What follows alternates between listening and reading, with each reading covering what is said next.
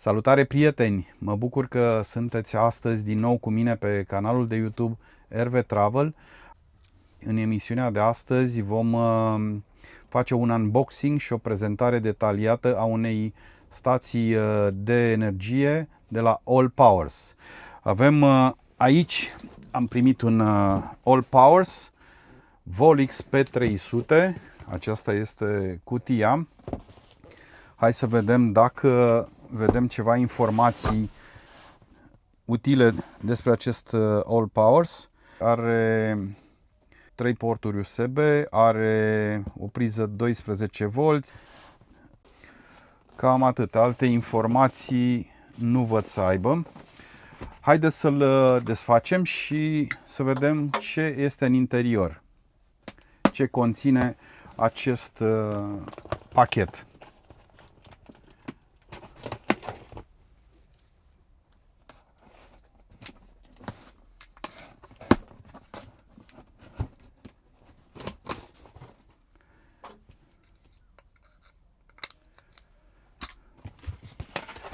Avem în primă fază manualul.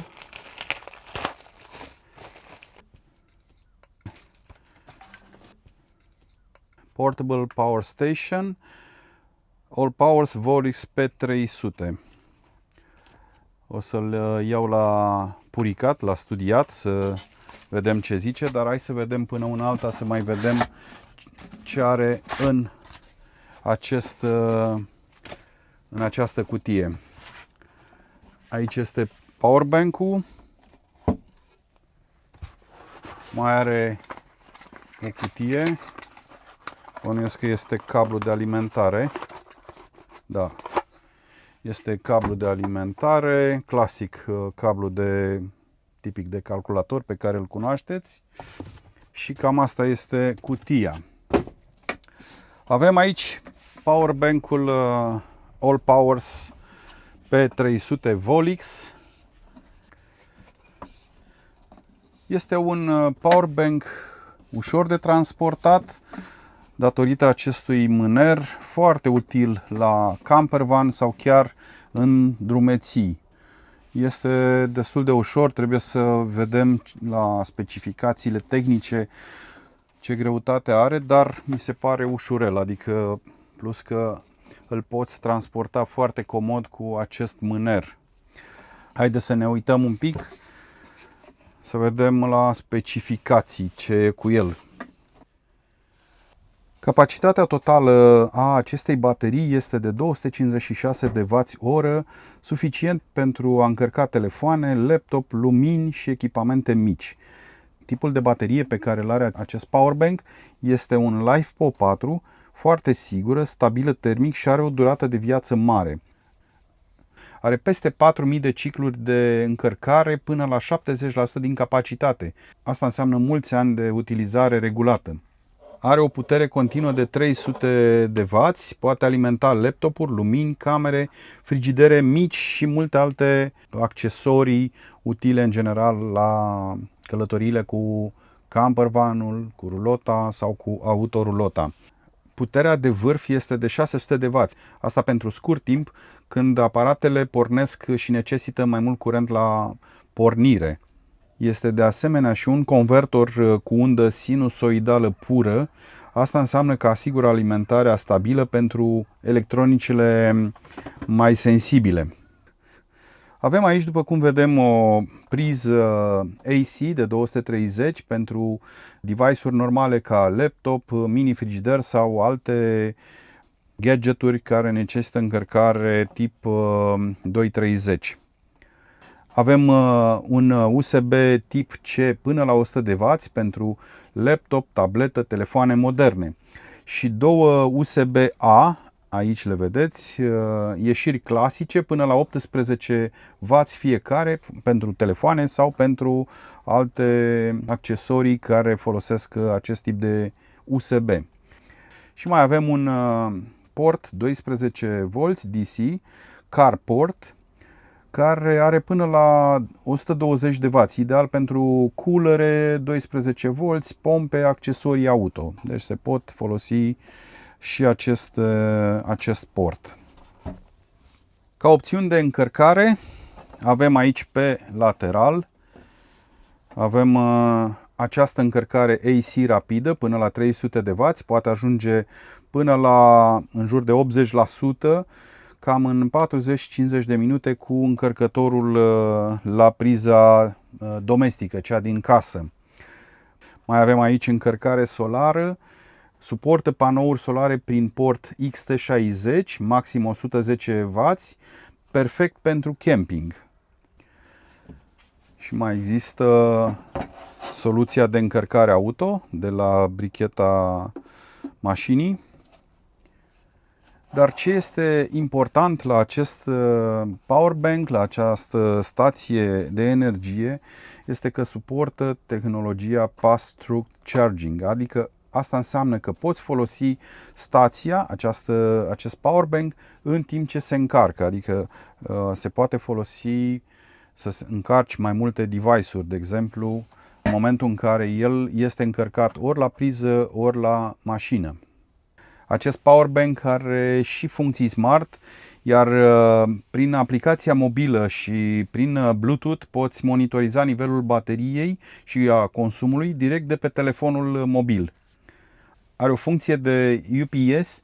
Asta înseamnă că comutarea se face în aproximativ 20 de milisecunde în caz că se întrerupe curentul și este ideal ca să-l poți folosi pe post de UPS pentru router, pentru un PC mic și așa mai departe, până revine curentul. Are o greutate de 3,57 kg, este foarte ușor de transportat pentru campervan, inclusiv când ești pe plajă, poți să-l iei și să-ți încarci telefonul sau drona sau bateria de la aparat foto. Îl poți lua de asemenea și într-un rucsac fără nicio problemă. Repet, 3,57 kg. Are dimensiuni de 260 pe 210 pe 165 de mm, ceea ce îl face foarte ușor de depozitat prin campervan.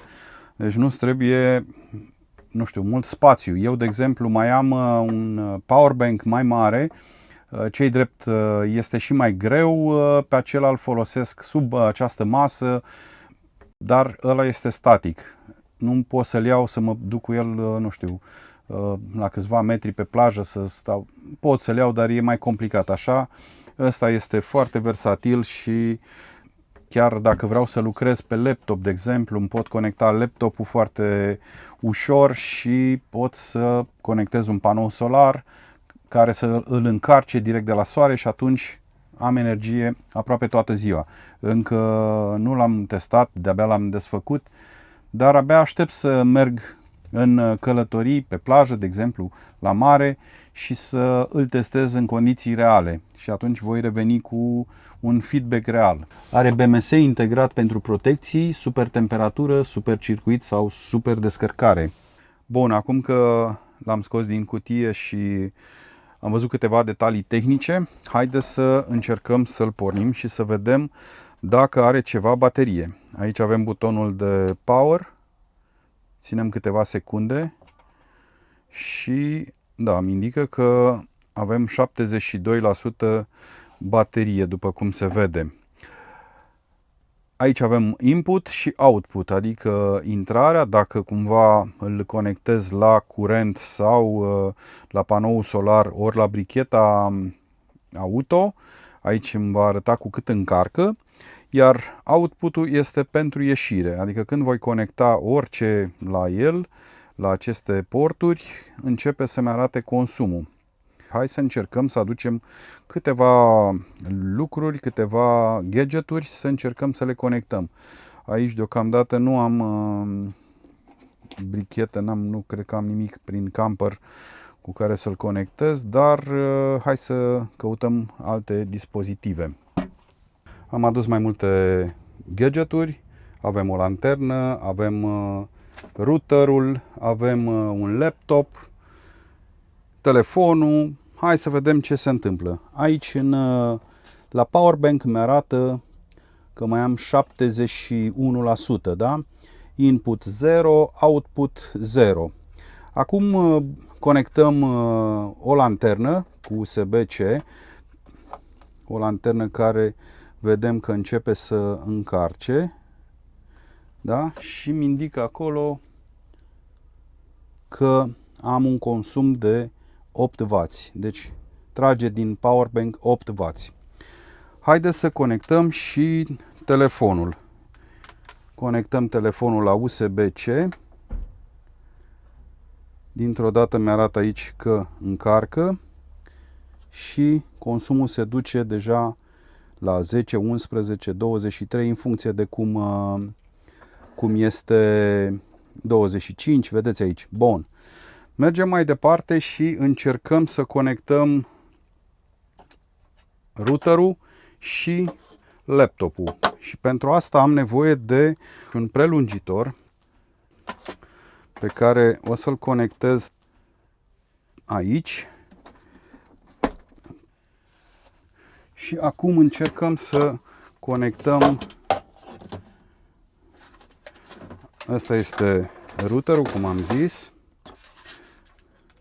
Îl conectăm la prelungitor. Avem un alt consum. Routerul văd că funcționează. Deci ăsta este cablul de alimentare al routerului. Am un consum de 30 de W, în jur de 30 de W. Conectăm acum și laptopul.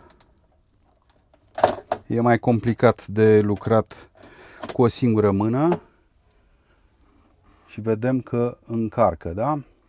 Bun. Și acum avem un consum din powerbank în jur de 80-90 de W, 100. Bun, am conectat în momentul acesta, avem un telefon, avem un router, un laptop și această lanternă. Bun. Acum mai am cablul acesta și haideți să vedem cablul lui de la powerbank. După cum vedem aici, nu-i băgăm deloc curent deocamdată. El doar dă curent pentru dispozitivele pe care le-am conectat acum. Hai să vedem ce se întâmplă dacă voi conecta powerbank-ul la o sursă de curent. Am conectat cablul de alimentare la powerbank-ul celălalt, pentru că sunt în off-grid, nu sunt conectat la curent cu camperul. 0 la încărcare. Și acum mufăm powerbank-ul.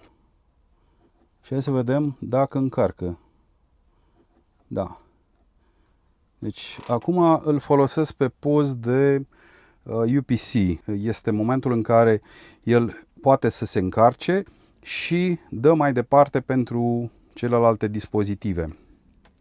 Powerbank-ul celălalt alimentează acest powerbank All Powers P300 cu 300 de W. Iar el dă mai departe în jur de 60 și ceva de W, adică încarcă celelalte dispozitive.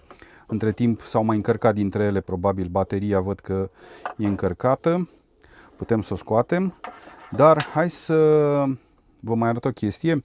Aici ținem apăsat acest buton câteva secunde, 3 secunde și aici pe display mi apare semnul de Bluetooth.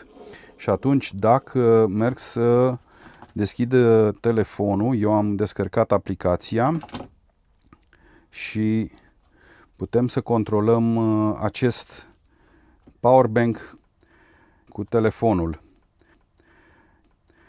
Eu am introdus deja, am căutat și este introdus aici. Ăsta este powerbank-ul, se conectează prin Bluetooth, cum am spus.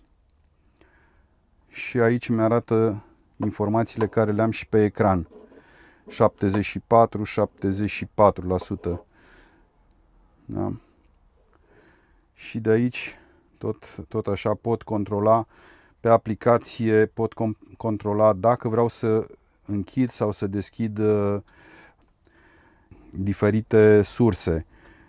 Uite, aici pot să deschid sursele de încărcare Type-C, USB normal sau priza DC de 12V sau pot să o închid. Dacă am închis, practic se închide tot, doar încarcă, nu mai consumă. În momentul în care îi dau să deschid, s-a deschis și începe să-mi consume. Aici avem mai multe moduri. Modul Eco, oricum trebuie să încep să-l studiez, să văd ce poate acest powerbank. Avem modul Mute, Standard sau Fast. După mai multe teste voi reveni cu mai multe informații să vedem cum funcționează în realitate acest powerbank. Ca o concluzie acum pro și contra, așa la o primă impresie, îmi place că este foarte compact, este ușor de transportat, datorită și acestui mâner. Este ideal pentru camping, are multiple porturi, iar posibile dezavantaje sunt puterea limitată pentru consumatori mari, adică nu putem pune, de exemplu, o plită cu inducție de 2000 de W, să zicem, sau alte aparate care necesită curent foarte mare. Timpul de încărcare. Acum, dacă nu te grăbești, poți să-l pui la încărcat seara și este plin dimineața, sau în timpul mersului, dacă ai de făcut un drum foarte mare, îl poți conecta cu acest port la priza de la brichetă și atunci când ajungi la destinație după câteva ore îl vei avea plin. Allpowers Volix P300 este o soluție foarte bună pentru campervan și aventuri outdoor. Pentru cei care călătoresc cu rulota sau autorulota, un power station ca acesta poate fi foarte util în off-grid. Dacă vreți să achiziționați un asemenea powerbank, folosind codul acesta, puteți să beneficiați de 10 euro din partea firmei Allpowers. Mulțumesc pentru că m-ați urmărit și sper să ne revedem la alte episoade utile pentru iubitorii de caravaning și ieșiri outdoor. La revedere!